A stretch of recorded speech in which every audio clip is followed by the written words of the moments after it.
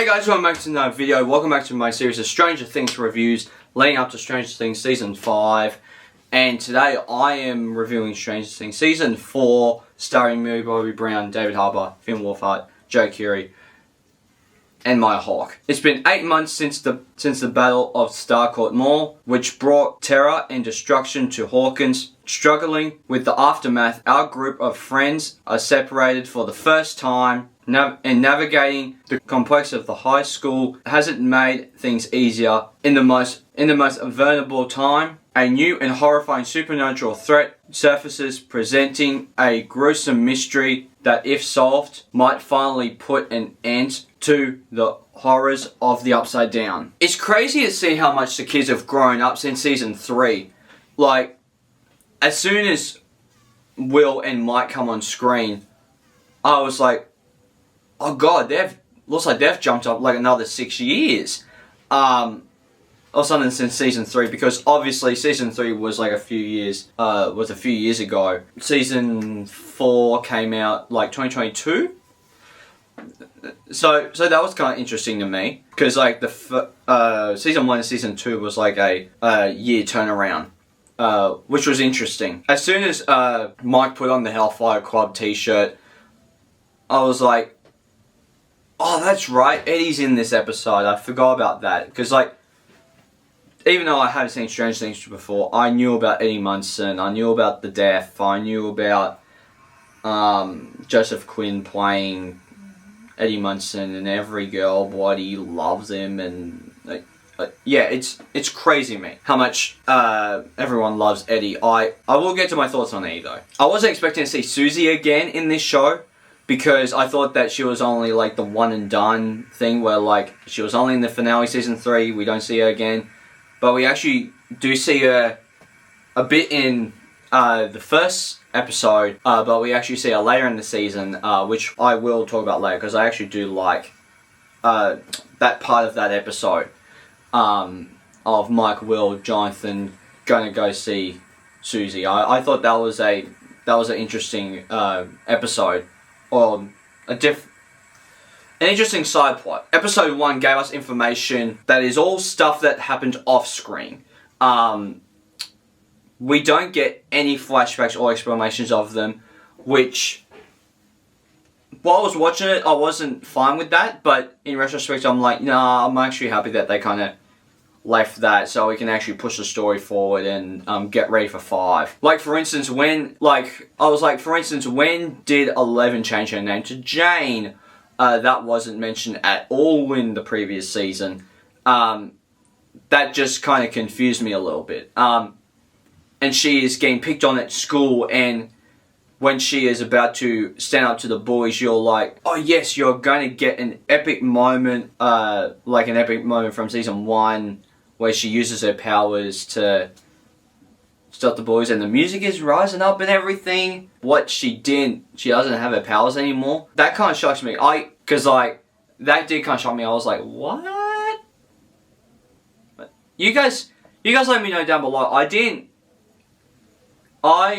can't remember if, because I binged all these seasons back to back, right? So, and I had a few days of a break, before I started watching Season 4, so I can't remember if she got her power taken away at the end of Season 3. Let me know, because I would be very curious to know about that. Another thing that they didn't explain was that Max broke up with Lucas, and that was one of the things where I was like, wait, it's like, a show don't tell, like, show us breaking up with, like, them breaking up, don't tell us, like, if you want them to break up, write that into the script of, we actually see that breakup happen, why they broke up. Because in this season, they fix up the relationship and they're fine for the rest of the season. It is kind of funny to me that both Jonathan and Nancy are having the same confusion about why doesn't Nancy come to see Jonathan and why doesn't Jonathan come to see Nancy over the holidays. And you have those scenes cut together and they're talking to different people about that. I just found that very, very funny. I do think that Eddie is a bit strange. I like Eddie, but you can clearly tell that Joseph Quinn is way older than all of the other kids. You're like, even though this is high school, Joseph Quinn actually seems like a high school student. Like, he seems like a year 11, year 12, like, high school student, as opposed to, like, Dustin and Mike, that seemed like year 7 or 8. Where it's like, they shouldn't even be talking to each other. That was kind of weird to me. I was like, that's a bit strange. The fact that this is our first season that we actually get a look at Vecna in this season, it's kind of shocking that they go into this stuff in the second to last episode of the show. Sorry, the second to last season, not episode. The second to last season of the show. I thought that was a bit of an interesting choice there. You kind of forget that this show takes place in the 80s until they make a reference to something that's 80s based. Lucas's basketball team wants to watch Thundercats, but they end up watching the news. You're like, oh yeah, that's right, this show takes place in the 80s. I forgot about that. I feel like that Max in this season is so much of a better character than in season 3. If I need to rank Max characterizations, I think it would be 4, 2, 3. With the way that she's been portrayed throughout the seasons, at least. Because I think that she does an incredible job throughout the season, and I'll talk about some of the cool things that she gets to do later on, but I'll talk about those. I wasn't expecting to see Hopper alive after the end of season 3, and then when he woke up at the beginning of the episode, I was like, what? What is going on? What is everyone complains about the MCU, how it's the Marvel fake death universe? It's like, this is the same thing with Stranger Things. You kill him off, and then he comes back in season 4. I don't know if people complain about Stranger Things doing that, but it's a weird fake death universe thing where it's like, you kill someone off in an episode or a season, and then you bring them back in the next episode of the next season. You're like, what? I'm sorry? That was kind of ridiculous to me. There are times that you can kind of understand why Will and Mike argue with each other. Like how Will always blames Mike for everything, and Mike is like, well, maybe you should have reached out more. That was definitely a moment. Oh, geez, what's going on? Like, you guys are really fighting with each other right now. And 11 just can never get her way. Every single time she's getting bullied, and when she gets revenge, she feels bad for taking revenge. Like, I'm like, that is bonkers. Like, that's crazy to me. This is the first season of the show that we actually get violent kills in each episode. You can kind of see that in each season, they're slowly getting rid of Will's bowl cut. It's just slowly getting more and more normal. And you can totally tell that Lucas is conflicted within this season with wanting to feel like one of the cool kids with his mates on the basketball team, and helping them with the captain's girlfriend and getting revenge. I will say, I love Millie Bobby Brown. I think she is a good actress.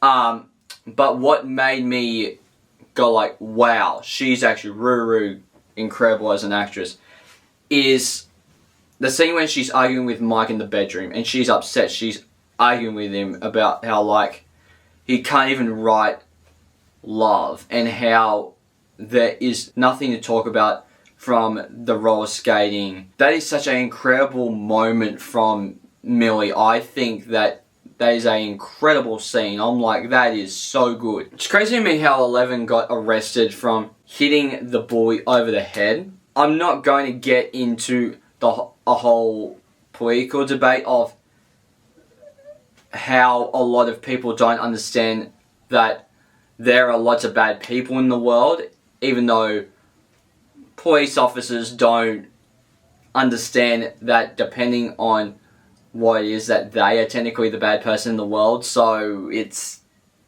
I'm not going to get into that whole thing, but I've already said enough. I'm just going to leave it out. I like how this show in each season we get introduced to a new character, and then the next season they become a part of the group. I love how Robin is a part of the party in this season. I would have thought season 3 would have been the last season of Robin, but I'm happy that she's actually in this season. I'm happy for that. It's kind of shocking that Hopper is with the Russians from the last season. That's how he's being tortured in this season.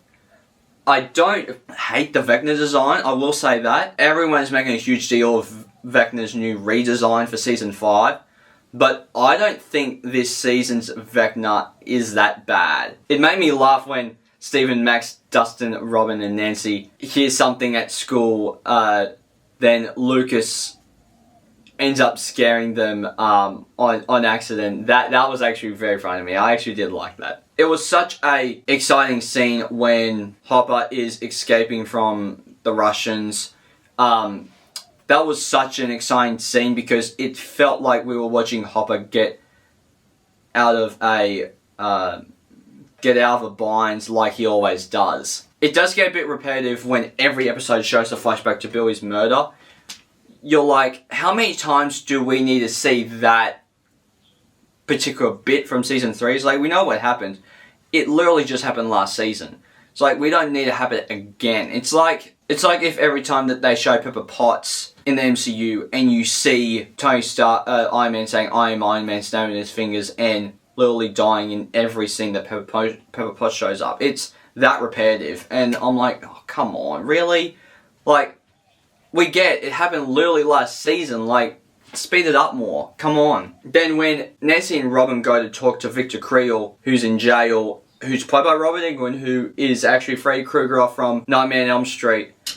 I like seeing him in this show, especially since Vecna looks a lot like Freddy Krueger. I actually really like that. And his whole backstory was the exact same thing that what happened to the cheerleader in the first episode with Eddie. I thought that was really, really cool. You know, there are times when I don't really care for the Joyce and Henry looking for Hopper plot. I think it gets more interesting in the later episodes, but I think in the first few episodes that happens, like when they actually get there and they're actually messing around with, and they're trying to con the guy to actually take them to Hopper and stuff, like, I think that might have been my problem too, is that that character is a pain in the butt that made me didn't care about that part of that plot. So I think that was one of the things that I didn't really care for in general. So I think that was a problem too. But I think there were bits that were really, really good with that. But I think overall it works pretty good. But to start off with, that first few episodes with them, I was like, oh, come on, speed up. We need... I guess I just wanted more of everyone together because I think they deal with all the side plots better in this season than in last season. But I do think it's a bit weird that they still have too many side plots. But they do deal with it better in this season than in season 3. I will say that. I do like the emotional scene when Max goes to Billy's grave and talks to him and she's missing him, and how Billy's dad and Max's mum started to have fights. I was quite gasped by that scene. I was like, oh my god, this is actually really affecting her, as it should be. And Sadie Sink's acting is just incredible. I'm so excited to see her in Brand New Day. I'm so hyped for that. Then that scene being followed up with by that vision of Billy, and when Max is in a trance and then Billy turns into Vecna, and that being followed up by the running up that hill scene, which is just incredible, by the way. One of the most incredible scenes in the show. I will say something about that running up the hill scene where Max is in the Upside Down and she's running away from Vecna and going back to the guys. Something about that did look very green screeny. I was like, oh, that's a bit weird. Like, that's a bit too much green screen fake effects there. Even though that scene in general I actually really do like, and I like And now I've added that song to my playlist, to be honest. It doesn't help that every single time Max is listening to it. But no, I actually read it later. I think it's good. You know, as soon as 11 met back up with the guy who created her, I was like, I don't trust this guy. He is only going to cause trouble within the season. And sure enough, he does. We'll get to that. And when she wakes up from her deep sleep, you're like, why did you shave your head again? I was like, I like when she has hair, like, why do you need to shave everyone's hair if you're going to experiment on them? You would think at all that shouldn't affect them, but anyway, whatever. I do feel like that we are retreading on ground a little bit, where we are doing things that we've already explored in Season 1 through flashback, and even in Season 2 with 11's backstory. I think it gets better, like much like the Joyce and Murray thing looking for Hopper. I think that this story gets better in the second half of the season than in the first half. Because the first half I was like, okay, we pretty much know all this. We're kind of retreading on ground where we're kind of watching all these things fold out, and we're like, well, I know what he does to them. He tortures kids, because we know that from 11's flashbacks in Season 1, 2, and even 3. So it's like, we've got that for the past 3 seasons of how much she's been tortured, especially in the first 2 seasons, where that is the linchpin. And I feel like that there's something about this season, especially the episodes where there's more 11 and less of everyone else. It feels very much like the Lost Sisters episode, where you're in Season 2, where you're like, this is clearly the weakest out of the whole season, but it's not a bad episode. It's just, but the thing is too, is that like, there's actually interesting stuff within that we'll talk about later, but there's interesting stuff when we get into the interesting stuff, but first when we show there, we're like, well, we already know this. I will say, through that whole, as that story went along, I actually was interested in the story and why she was treated like that within the first season, and that whole scene where she's trying to get the light to turn on, and she can't because she ends up bleeding, not just through her nose but on her hands, and it's like, that was actually a pretty emotional bit. I actually really, really love that. And throughout these episodes, you can really see how much they are abusing Hopper in this season. And you just want Joyce and Murray to find him quickly, because Hopper won't be able to handle the way that the Russians treat him anymore. You're just like, you don't necessarily want to do it because even though that I wanted them to quickly get Hopper to go help the kids, obviously that doesn't happen. But more so because if the Russians kept treating Hopper like this, you're like, he won't be alive if they keep treating him like this. So you guys better speed up and get your bloody butts on the plane and travel to him. I do like seeing the conversation between Will and Mike without the distractions of Dustin and Lucas. Like, I think out of the boys, Mike and Will are my favourites. I do like Dustin and Lucas, but Lucas made me mad the first season, and he's not as well of a rant of a character than Mike and Will are. Mike and Will, and even Dustin. Dustin's really, really good. I'll talk about Dustin a lot later, and I like how Mike comes up with the idea to get Susie to help them out, find 11. I think that's very, very cool. I was like, don't give me hope. As soon as Will smiled and it started doing the turn around, look at what you see. And then Jonathan's going, oh no. I thought that was so funny. I was like, oh my god, yes. We get to see Susie. I was like, yes, let's bring Susie back. Susie was one of my favourite new characters season 4 that we hardly got to see. She had a bit of a cameo in the first episode of this season. I'm excited to get to talking about that subplot of that episode of them actually going to see Susie. I'm excited to get to that. The show feels very different since Hobart isn't the police chief, which I don't think is a bad thing. It just feels very, very different. I don't realize that Eddie was the whole plot of the season. Like, every episode, Dustin, Steve, Robin, Max, Nancy, and Lucas are trying to protect him. Like, even when the guy talks to Eleven about One, who we'll talk about him a little later, how she is similar to One, how she's weak, but then one day something changed and became more powerful. You're like, oh, we're actually going to see this reveal at some point. I'm excited to see that reveal. I'll get to the reveal in a minute. I do like seeing the friendship between Nancy and Robin develop over the course of the season, where at first they don't really like each other because Nancy finds her annoying. Because Robin is a bit of a ADHD type of person where, like, she talks really, really quick and she gets very, very nervous, and Nancy's like, shut the fuck up. But then you actually see them grow a friendship throughout the season. I actually really, really like that. It's crazy when all the boys' parents are at the meeting with the police, and when the Tigers team comes in and they start to hand out flyers, and they all realise that the boys are part of Eddie's Hellfire Club.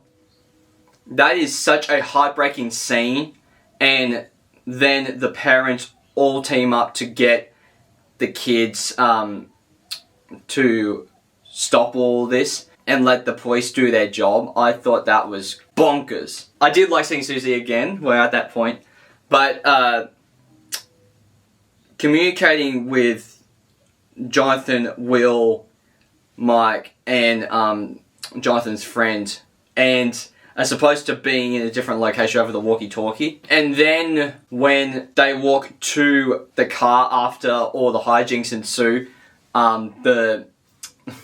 Susie's older sister and Jonathan's friend in this season are making out at the back of the van, and then Susie's face like lights up with a like, what the heck type of face. I thought that was hilarious. I thought that was very, very cool. I thought that was so, so funny. And once we get back to what Eleven is up to, and she is having a, like, mind fight with some of the other experiments that are there, and the way that they are throwing her around with their mind is crazy. I'm like, God, this is violent. Jesus, this is crazy. And then we get back to Steve, Robin, Nancy, Max, Lucas, and Dustin. They have found the gate underneath the ocean, and they all end up going to the Upside Down. The fight between Nancy, Steve, Robin, and Eddie while they're in the Upside Down against the Demodogs is pretty epic. I actually do like that fight. I wasn't expecting the payoff of the parents' subplot, find the kids literally in the episode after they've set it up. I'm like, I thought this was going to be a whole, like, I thought this was going to be like a whole thing of, like, you do that throughout the rest of the episodes. Not literally the next episode, but the way they do it is actually pretty cool. I actually really do like the way that they do that, where they're talking to them and the kids are trying their best to, like, I'm like, no, we don't know Eddie Munson. I thought that was pretty cool. I actually really did like that. I feel like Martin is just trying to protect Eleven. Like, we see that the scene that he has all of his experiments with them, and he's talking to them, and he's like, 11 was unconscious on the floor. Someone must have done this. Who's done it? And the guy who actually did, he has the collar on him, and he's like, why did you touch 11? And he's like, if that's what she told you, she's lying. And he's being zapped and everything, and then eventually gets killed. You're like, oh my God, this is brutal. He actually is trying to give a shit. I mean, he's a bad person, don't get me wrong. He's one of the best villains that we've gotten, like human villains in terms of the show. But like the Upside Down villains are really the villains of the show as opposed to the human ones. The human ones are just more politic base type stuff. I keep forgetting how much I love Dustin in this. Like, every time he figures something out that is going on with Vecna, I'm like, oh my god, he's so smart, and I love his character. He is amazing. I do like seeing Nancy, Eddie, Steve, and Robin using the lights to communicate with Dustin Lucas through the light, basically doing what Joyce did with Will in season 1, where except for using like the Christmas lights and spray painting the alphabet, they use this thing that Mike's little sister has, and basically it's like a light up iPad thing. So every time that Nancy would be writing something down on that, and it appears, and it's like, yes, we actually have a way to communicate through this. I was like, yes, we're tying things back to season 1, which I love. I love how they tie things back to season 1. I love when things tie back from previous seasons or previous movies within that continuity, and they do the same thing or a similar thing. I think that's very, very cool. I do like how Eleven is teaming up with the guy who's against her papa to help her escape, who turns out to be one. Like, I thought that was crazy. I was like, oh my god, like, that was such a crazy twist. And the fact that he actually ends up being Vecna, I was like, oh my god, this is bonkers. And that's the person who ends up killing all of those experiments the beginning of episode 7 and blames it on 11, which I wasn't expecting, because in episode 11 episode 7 they do that scene, but in episode 1, the beginning of episode 1, they see that scene and you're like, wait, did 11 kill people? Which I will say, I don't think that actress is Millie Bobby Brown, who does young 11. She damn looked like 11. I thought that she was great. I think that was a very good highlight, because I was like, that so works. She is so good. Like, she can play, if they do a spin-off with 11, they can easily like get any kid, cut their hair, do the makeup thing, and we can just watch like a whole origin story of 11. I thought that was very, very cool. I wasn't expecting the prison that Hopper's in to be find the Demogorgon. That was a twist I did not expect. The reunion between Joyce and Hopper made me so happy. We've been waiting for it the whole season, and I'm happy that we didn't have to wait until the finale to actually see that happen. When Dustin Lucas and Max save Robin, Steven, Nancy, and Eddie, I was like, oh, that's why it's called the Upside Down, because it's literally like they're standing at the same spot, but they're looking like Steve, Robin, Nancy, and Eddie are looking up, and in the roof they're seeing Dustin, Lucas, Max, and Lucas's little sister. And then, but if you go on their side, like Dustin, Lucas's and Max's side, they're looking up at Steve, Robin, Nancy, and Eddie. I thought that was pretty cool. I actually really, really liked that. And then when Vecna haunts Nancy, and she's seeing Barb all grossed out and where she was that whole time, you're like, oh my god, now we're getting answers from season 1, and that's what I'm excited for when I watch season 5, is that it's actually going to get to that point where it's actually like, oh my god, like, we're at that point where we're getting answers from season 1, and I'm actually excited to see the opening to season 1, episode 1, season 5, because I've actually heard that it's actually Will, from Will's perspective in season 1 in the Upside Down. I'm actually looking forward to that. The scene where one fights 11 is bloody brutal and so violent. I love it. I think it was so good. It's like we haven't seen Mike, Will, and Jonathan within an episode, and this show feels like it used to when they're like every time that they show up, it feels like what the show used to, where like it's actually the show. I don't know what the show would be if you didn't have Mike, Will, and Jonathan in the episode, because they're so important, especially to the previous 3 seasons. But because they're out of Hawkins and you're doing the whole plot of them trying to find 11, and 11 is at is with Papa and stuff like that. Like, that whole thing is crazy. So like, so far you have two plots, and you're like, oh my god, this is bonkers. And I love Noah's acting in the scene of him and Mike in the van talking about how 11 needs Mike, and his emotion with both 11 being gone, and how he feels like Mike has forgotten about Will.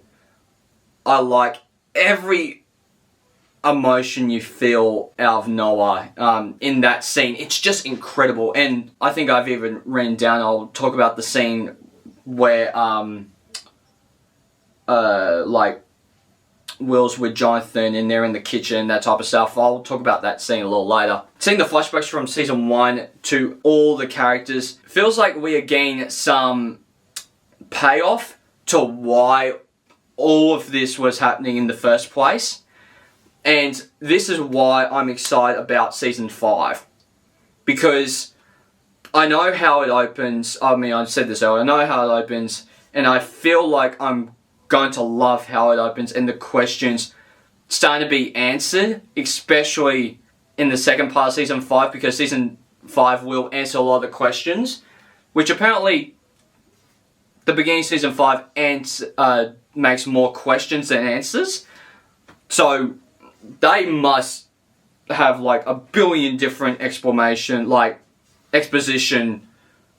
from season 1 to season 5 of all the questions answered.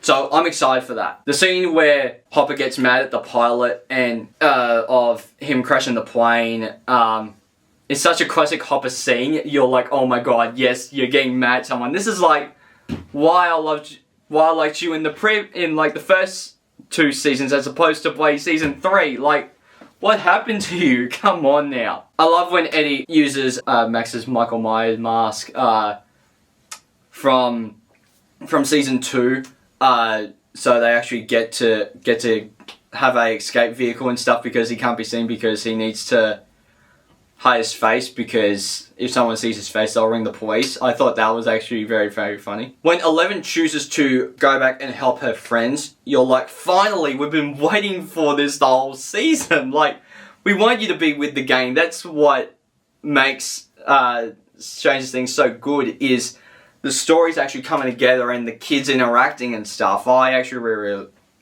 was like, yes, you're actually doing this. You can see how throughout this season, since Jonathan isn't with Nancy, it gives Nancy to build a relationship back up with Steve. Even though the relationship is one side from season 2 to 4, and it's more from Steve's side, not Nancy's side.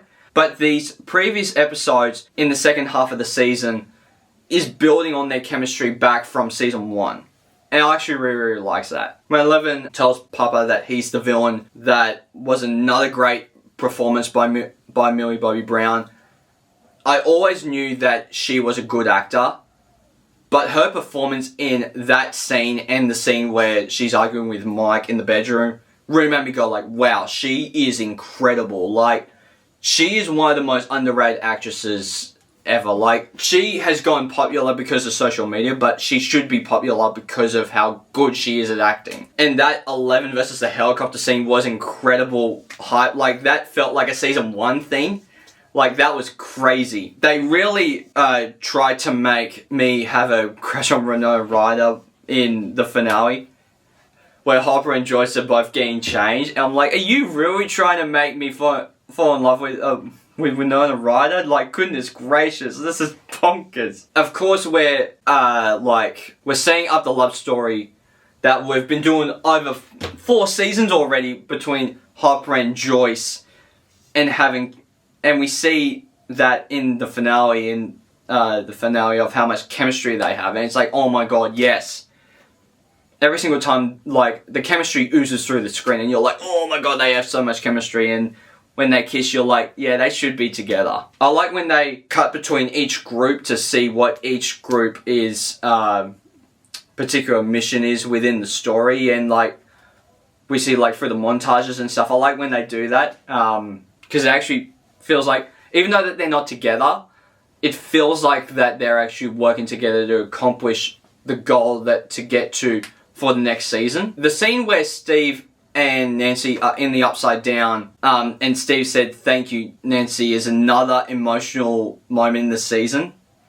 This season has so many emotional moments, and I love that. I mean, there's so much emotional stuff in the previous 3 seasons, but season 3 is overshadowed by the too many plots. For me, the out of characterness of Max and like, I mean, Hopper is more of a progression, but like even Hopper has some moments where he's doesn't necessarily feel like Hopper to me. But that's what I love about this season, is like it's a progression, but it's also a bit of a course correction, and it feels like seasons 1 and 2. The scene where Max and Lucas are talking through the letters while they're in the haunted house is a cute moment. I actually really like that. It's always cool seeing Eleven use her powers to help the team and basically seeing what the other team members are doing in Hawkins. That's a really, really cool bit. Eddie is playing the guitar to help Max out to get her out of her trance. I thought that was pretty cool. You kind of know that the boys are in trouble when Jason and his crew finds them, want to wake Max up and find out that it's what happened to Kirsty.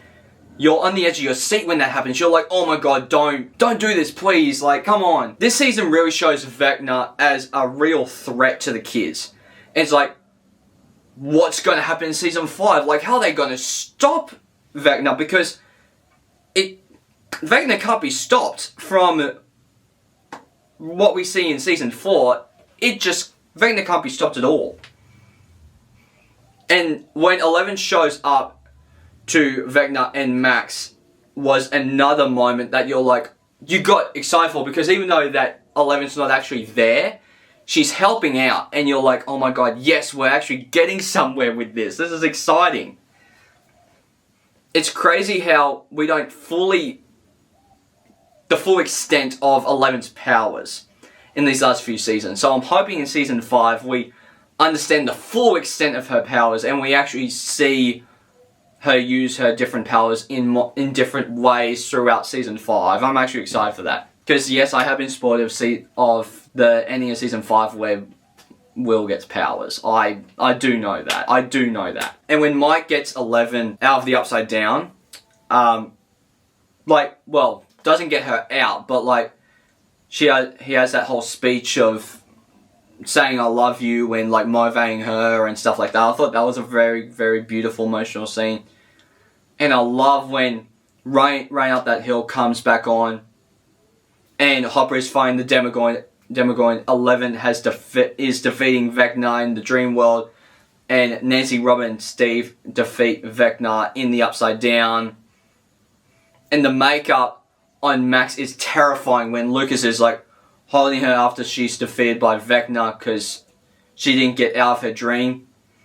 And you are like, well, she's back in season 5. I've seen clips from the season 5 volume 2 trailer. Like, she's back. How is she going to come back? I know before the trailers came out, people have been theorizing that she's going to be like Madam Web, where she's blind and she can see in the Upside Down because she's blind with the bloody scarf and stuff on, which like it'll be cool, but I don't think they're going to do that by the volume 2 trailer. And now the Upside Down is really coming to the real world at the end of the last episode. I actually really, really like that.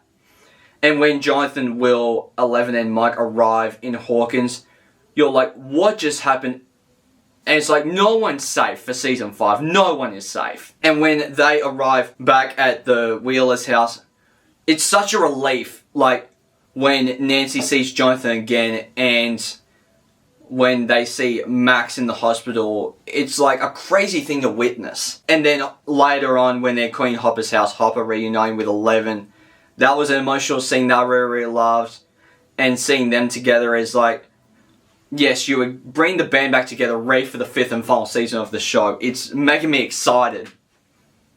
And then when Will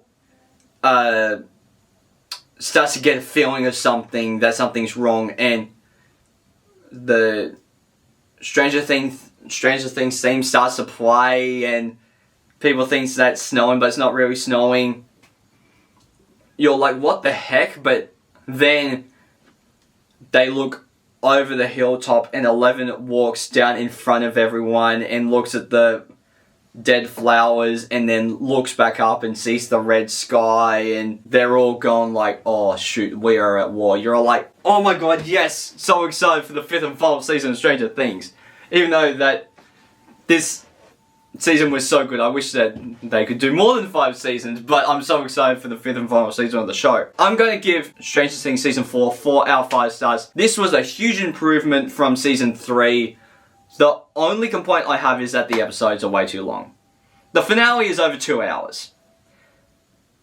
And it's one of those things where I'm like, it made me excited for the 5th and final season. I didn't think I would feel that way after Stranger Things Season 3, but I'm actually excited to see what happens in the 5th and final season. So guys, thank you for watching. Please hit the like button down below if you haven't already. Subscribe, also the little bell icon to get notified future videos. That mate, I'll see you guys next time.